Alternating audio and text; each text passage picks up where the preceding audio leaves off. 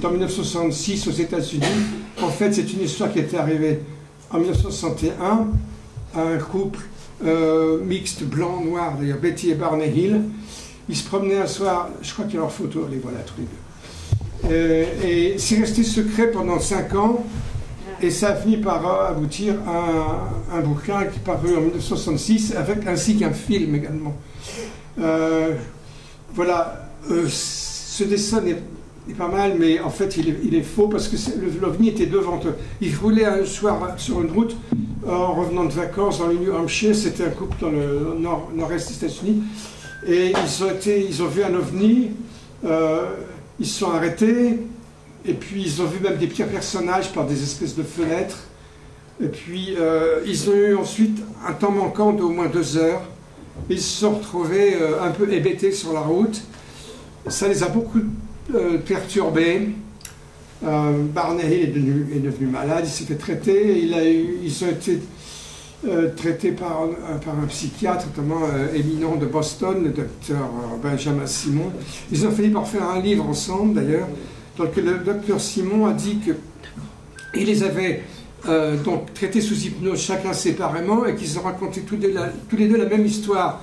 Moi, j'ai lu le livre, et on remarque que le docteur Simon a essayé tout le temps de leur faire dire qu'ils avaient rêvé, mais ils se sont refusés mordicus.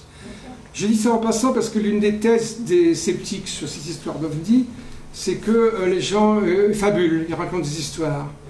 Et là, c'est pas le cas. C'est tout le contraire. Ou alors, on dit aussi que ce sont les psychothérapeutes qui essaient de les convaincre qu'ils ont été enlevés. Et en réalité, le docteur Simon a essayé de les convaincre sous hypnose qu'ils n'avaient pas été enlevés. Mais ils ont refusé d'admettre ça. Donc je vous signale ça en passant parce qu'il y a des débats à n'en plus finir, très très violents parfois, des dénigrements. Dans le cas de Betty et Barney, il y a aussi la carte du ciel. Oui, il y a aussi un des aspects intéressants, je ne sais pas si j'ai le temps de vous en parler, c'est que sous hypnose, Betty Hill s'est rappelée d'une carte qu'elle a dessinée un peu grossièrement, mais qui a été ensuite étudiée par une astronome amateur, Marjorie Hill, qui a reconnu une configuration stellaire importante. C'était des étoiles, deux étoiles proches, pas très loin de notre Soleil, à 37 années-lumière. Vous me direz, c'est énorme, mais à l'échelle du cosmos, c'est tout près. Et il y a une certaine crédibilité de cette histoire. Hein. C'est à moins qu'on puisse dire. Voilà une autre histoire, je vais vite. Une des plus célèbres aussi, qui a fait l'objet d'un film, de beaucoup de débats. C'est un jeune bûcheron qui a été enlevé, selon cette histoire, pendant plus d'une semaine devant ses compagnons de travail horrifiés. Il y a eu un film, alors le film il est pas mal, sauf pour l'épisode dans l'OVNI dont il s'est rappelé par la suite. Alors voici ici, j'accélère un petit peu, l'un des personnages qui ont beaucoup étudié cette histoire d'enlèvement à partir de fin des années... dans les années 80, fin des années 70, c'est un artiste new-yorkais qui s'appelle Bob Hopkins, que j'ai rencontré par la suite, et qui est vraiment un petit personnage très intéressant. C'est vraiment quelqu'un de très bien. Et c'était parce qu'il est mort il y a 1 an et demi. Et ceci est la version française de son premier livre qui s'appelait Missing Time, en fait, de temps manquant. C'est lui qui, le premier, avait attiré l'attention, avec quelques cas très étudiés, sur cet aspect très étrange des histoires. C'est les gens qui ont une amnésie d'1 heure, 2 heures, parfois plus. Et donc, ça, c'est peut-être le premier livre qui a vraiment étudié ça en profondeur. Il se trouve que j'ai trouvé un exemplaire d'occasion là, à 12 €. S'il y a quelqu'un qui a envie de l'acheter, je le lui revends volontiers, si ça intéresse. Vous verrez après. Et alors, voici ici, d'ailleurs, Bob Hopkins et Roger Lake, j'ai photographié ensemble en Italie, à Cosenza, pas tellement longtemps avant sa mort. Il était très malade, vous voyez qu'il avait l'espèce de... Il avait, je ne sais pas, c'est un goitre, c'est une maladie grave dont il est mort finalement. Mais c'était vraiment, ce sont des gens vraiment très bien. Moi, vous savez, il y a des gens plus ou moins bien, on en rencontre beaucoup. Et ces deux personnages-là, vraiment, j'ai beaucoup d'amitié pour eux. Alors voilà, ça, Bob Hopkins, voilà les personnages dont s'est rappelé l'un de ses premiers cas qu'il a étudié sous hypnose, et c'est là que vous voyez apparaître donc, cette figure qui est devenue maintenant célèbre, qui a été exploitée énormément dans le cinéma. Peut-être que vous avez sûrement vu ça, la série de Spielberg, Taken, j'ai oublié le nom en français. Ça s'appelle... Disparition. Il y a une belle série, il faut dire, qui s'appelle Disparition, que j'ai à la maison. Et qui est vraiment belle à voir, mais qui est quand même, c'est très romancé. Je le dis tout de suite, il faut quand même faire la part entre les dossiers véritables dont j'essaie de vous parler et les histoires romancées. Et voilà ici des dessins qui ont été faits par des personnes enlevées, étudiées par, supposées enlevées, on va dire, étudiées par Bob Hopkins. Et vous voyez un peu, c'est assez impressionnant et ça crée un malaise quand même, ces dessins, il faut bien l'avouer. Et voilà, ça c'est son deuxième livre, Introduce, qui n'a pas été traduit, qui est vraiment un livre important parce qu'il raconte, il est centré sur une abductée américaine qui s'appelle Katie Davis, enfin c'est un pseudonyme, son vrai nom c'est Debbie Jordan, et qui est une histoire, c'est la première fois qu'on relate une histoire d'enlèvement avec, semble-t-il, fabrication d'un enfant hybride. Alors vous avez bien entendu ce que j'ai dit. Ça ne vous fait pas plus d'effet que cela. Et c'est là que les choses prennent une tournure très chaude. C'est qu'il y a, à partir de cette époque-là, il est paru en 1987, et on commence à voir apparaître des histoires d'enfants hybrides supposés. Alors il y a eu donc prélèvement de semences masculines et féminines avec fabrication d'enfants hybrides. Dans des on ne sait quel lieu, laboratoires extrêmement secrets, etc. Alors à la même époque, c'est là que ça a explosé aux États-Unis, cette affaire-là, c'est en 1987, est paru ce livre Communion d'un écrivain à succès américain, Whitley Strieber. Il y a eu un film également qui est pas mal d'ailleurs, mais moi j'ai été très convaincu. À l'époque, c'est ce qui m'a branché là-dessus. Je m'étais intéressé beaucoup aux ovnis dans les années 60-70, et puis j'avais un petit peu perdu de vue, comme pas mal de gens d'ailleurs, qui sont devenus sceptiques. Mais c'est assez curieux d'ailleurs, parce que c'est en France à l'époque qu'on a créé le service d'études des ovnis. Et il y avait plein de jeunes qui étaient des pro-ovnis à l'époque, et qui sont devenus sceptiques et qui se sont mis à canarder le service des ovnis en France. C'est assez curieux comme histoire, il faut bien l'avouer. Mais moi, j'étais resté un petit peu à l'écart de tout cela, mais je me suis rebranché sur les ovnis. Quand j'ai vu apparaître, non pas celui, mais le deuxième de Whitley Strieber, qui s'appelait Transformation, je me promenais à Paris, j'ai la librairie Brentanos, à rue de l'Opéra, qui n'existe plus d'ailleurs, une librairie américaine, et j'ai vu une couverture avec une tête de ce genre-là, sauf qu'elle était plus stylisée et en bleu. Je me suis dit, qu'est-ce que c'est que ça? Et je me suis mis à lire ça et je me suis passionné pour ça. Alors, je vous signale pour la petite histoire que cette tête a été critiquée par Bob Hopkins, qui a fait observer à son ami Whitley Strieber. Ils étaient un petit peu concurrents, pas tellement amis. Strieber avait essayé de convaincre Hopkins d'attendre pour publier son bouquin, que le sien soit paru. Il raconte ça, Bob Hopkins. Et Hopkins a dit, mais dis donc, cette tête-là, ça va pas. Il a le crâne trop petit. Ça ne cause pas avec les dessins. Et effectivement, il y a plein de dessins. Alors, Strieber, c'est Hopkins qui raconte ça. Strieber a eu un temps de silence, elle lui a un blanc comme ça, et puis elle a dit « Ah oui !» Donc, est-il authentique, ce Whitley Strieber? Je ne suis pas sûr à 100%. Ici, je vous montre la couverture d'un livre, parce que ça a pris un volume considérable aux États-Unis. Il y a eu des études de fond très poussées. Il y a eu même un congrès tenu dans les locaux du Massachusetts Institute of Technology, tenu par un physicien, et le docteur Mack. Et alors, voilà, les deux premières opérations. Maintenant, nous allons entrer dans le vif du sujet. Si jamais, alors j'arrête, si jamais il y a quelqu'un qui a une question à poser, on peut faire. Ouais, donc, et alors, en 1995, il a été approché par une cliente, Il a été présenté par Darrell Sims, que certains connaissent, qui est venu à Marseille il y a un certain nombre d'années. Ils ont été amis, ils sont devenus amis, mais ils se sont séparés de manière assez saignante. Ce sont des choses qui arrivent en ufologie. Hein. Si on me demande de prendre parti, moi je prends parti pour Roger Lair, hein, parce que je connais bien. Je les connais tous les deux. Mais donc ça a été la première cliente, Patricia, qui a été opérée. Lui, il était assez sceptique au départ, il ne voulait pas vraiment, mais on l'a insisté, ses amis et collègues ont insisté pour la voir de plus près, de l'opérer. Et effectivement, c'est avéré une histoire tout à fait intéressante avec 2 implants dans l'orteil gauche, si je ne sais pas de mémoire. Et voici un peu quelques mots pour raconter l'histoire. Patricia, elle était une jeune femme mariée avec un enfant, elle était même enceinte, je crois, à ce moment-là, et ils faisaient du camping avec son mari, et puis ils ont vu arriver un ovni qui leur a flanqué une trouille terrible. Et ici, vous avez le dessin.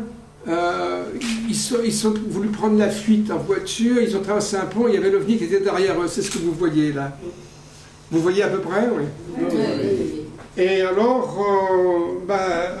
c'est sous hypnose que ça a été révélé? Oui, ça a été révélé sous hypnose. Oui. Et c'est ça, elle a 23 ans, elle est enceinte de 8 mois. La nuit est tombée, voilà. Alors, elle avait 2 garçons qui font des signaux vers lui. C'est un jour. Qui est à côté, croyez-moi qu'ils sont bougés, mais ils sont arrivés un peu trop tard. Alors voilà, c'était vers 1h du matin, ils prennent un fluide en voiture, et puis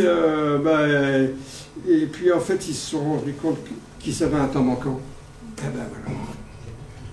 Et puis ensuite, il y a eu la naissance de sa fille, qui va être très douée. Et puis en 1970, donc des années plus tard, c'était 69. Non, c'était l'année d'après, pardon. Un nouvel enlèvement probable, et puis souvenir de l'intérieur de l'OVNI, grande salle, paralysé sur une table, les êtres étranges, des machines, etc. Voilà, un premier cas. Et voilà ce qu'on lui a sorti. Regardez bien ceci. C'est l'un des 2 implants au pied gauche. Et vous voyez ici, ça c'est la radio de l'implant avant extraction. Et on voit que sous la gangue de matière organique, il y a un petit objet qui s'est avéré être métallique, qui était en forme de T, avec 2 branches. Et ici, vous avez une photo de l'opération, ben, vous voyez, avec, entre parenthèses, Yvonne Smith, ici, voilà, qui a participé déjà de près à tout ça. Et voilà l'implant, juste après son extraction, il est encore dans sa gangue de matière organique, qui, entre parenthèses, c'est une des propriétés de ces implants qui ont été étudiés, c'est qu'il n'y avait pas d'inflammation. Il n'y a pas non plus de cicatrice d'entrée dans le corps, il n'y a pas d'inflammation, et ils ont eu beaucoup de mal. C'est très dur à découper, ils ont coupé, c'est une coque très dure, qu'on ne pouvait pas couper avec le scalpel. Et puis alors il y a d'autres propriétés tout à fait remarquables. Je vais en reparler très vite. Voici encore une autre photo d'un autre implant. Ça c'est une échelle en pouces, ça fait un demi-pouce. Et voici des photos, des radiographies avec un microscope électronique où on voit la structure de ces branches. Voilà, je vous parlais à l'instant, pas de cicatrice d'entrée, pas d'inflammation, pas de rejet, membrane protectrice très solide avec de la kératine, des nerfs propriocepteurs autour de l'implant, c'est-à-dire que les implants sont entourés d'une grappe de terminaisons nerveuses qui semblent liées de près à cet implant. Alors, en 1996, il y a eu une série d'opérations, j'accélère un petit peu, qui ont été financées par une association à une réputation un peu sulfureuse, si on veut, qui s'appelle NIDS, National Institute for Discovery Science. Institut national, c'est assez ronflant, pour la découverte scientifique, qui a été créé et financé par un milliardaire de Las Vegas, Robert Bigelow, qui s'intéresse depuis très longtemps aux ovnis. Il a raconté que son père en avait vu un de près et que ça l'avait beaucoup marqué. Quelqu'un que l'on connaît bien en France, et dont je ne vais pas dire le nom, a raconté et qui fait partie du conseil scientifique de Nice, et qui a voulu entrer au comité, a dit, mais qu'est-ce que vous voulez savoir? On va vous le dire, mais vous savez, Nice, c'est l'organisme de recherche sur les ovnis pour les militaires, pour le Pentagone. Alors ça, c'est un petit incident, ce que je me permets au passage pour dire que les ovnis, c'est quand même, il y a une dimension très secrète là-dedans, qu'on ne sait pas tout, qu'on ne raconte pas tout, et qu'il y a des gens qui sont un peu un pied dans un camp et dans l'autre, et c'est le cas de Robert Bigelow. Et alors, il a son principal adjoint, c'est un ancien colonel de l'armée américaine, le colonel Alexander, que moi j'ai rencontré d'ailleurs aux États-Unis, et qui a une réputation un peu sulfureuse. Et c'est un jour, Roger Heller raconte dans son premier livre comment il a été appelé tôt le matin par ce colonel Alexander qui a dit « On s'intéresse à vous, venez à Las Vegas et on va vous faire un contrat. » Et c'est ce qui s'est passé. On lui a fait un contrat d'études. Et c'est Nice, avec pilotage par le colonel Alexander. Et alors, ils sont opérés. Il y a eu 2 ou 3 opérations financées par Annie et Doris, toutes les deux, avec un implant dans la jambe gauche et une petite boule. Et Don, qui avait un implant dans la mâchoire gauche. Ils ont tous été opérés le même jour. Voilà ici, vous avez photo de Don en train qu'on va opérer. Et voilà, c'est assez impressionnant, c'est quand même une opération. Attention, c'est chaud. Hein. Le voici, il a été opéré en 2000.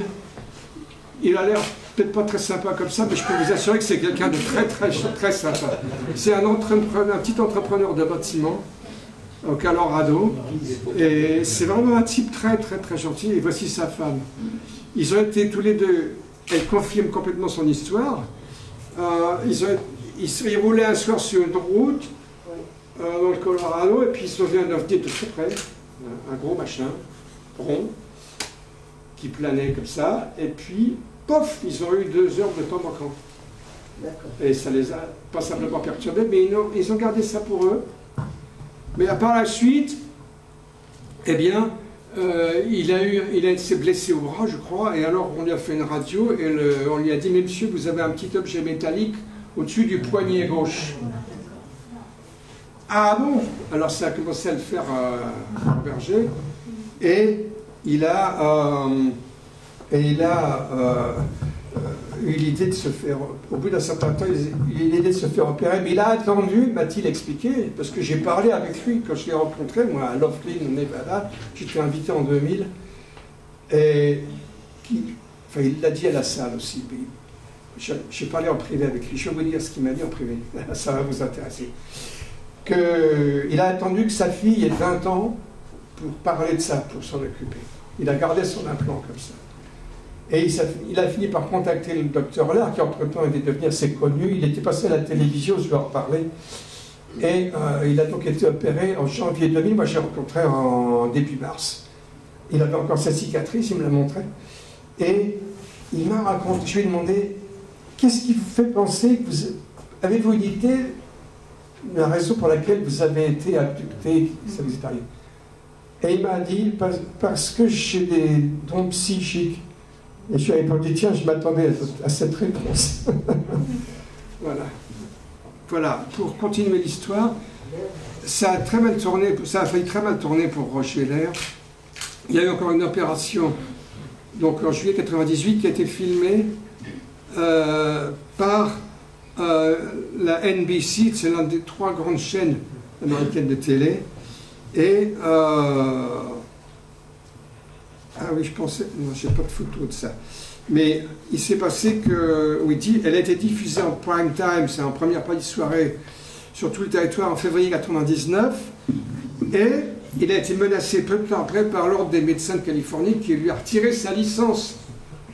Donc là, il avait fait un peu trop parler de lui, n'est-ce pas, pour le goût d'un certain, notamment de l'Ordre des médecins, etc. Donc il devenait un peu trop voyant, le docteur Lair.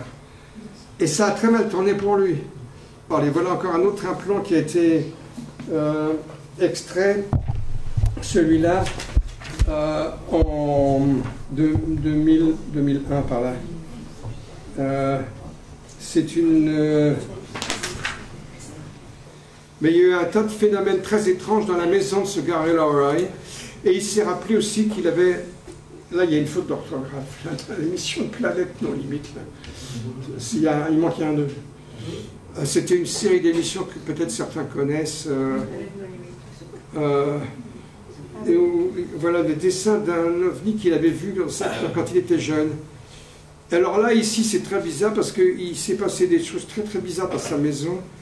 Et il a eu la sensation qu'il y avait des êtres qui pénétraient dans sa maison la nuit, au point qu'il avait essayé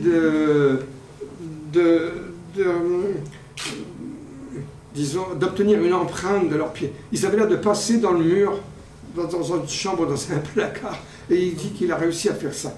Alors, est-ce que c'est un fabulateur intégral? Peut-être pas tout à fait, parce qu'il s'est passé quelque chose de très bizarre.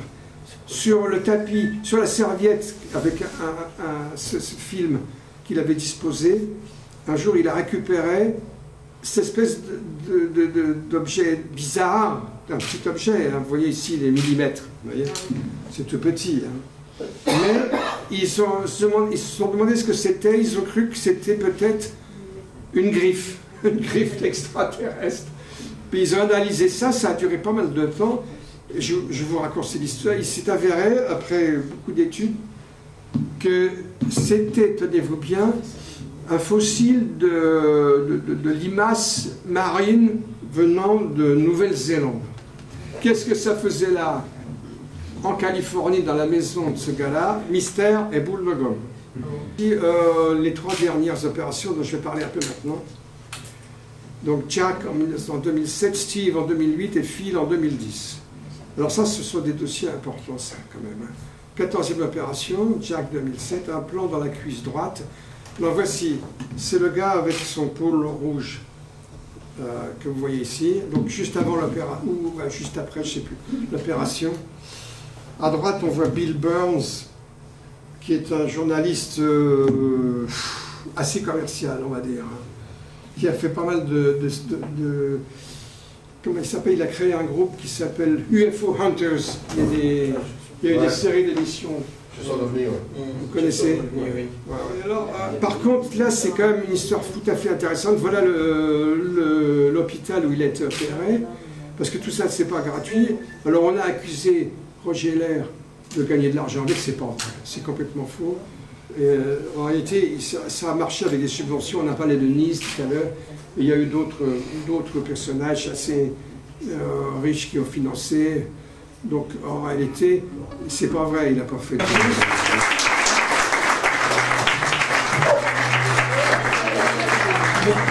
Merci aussi à Gilles d'être venu. C'était un plaisir. Hein.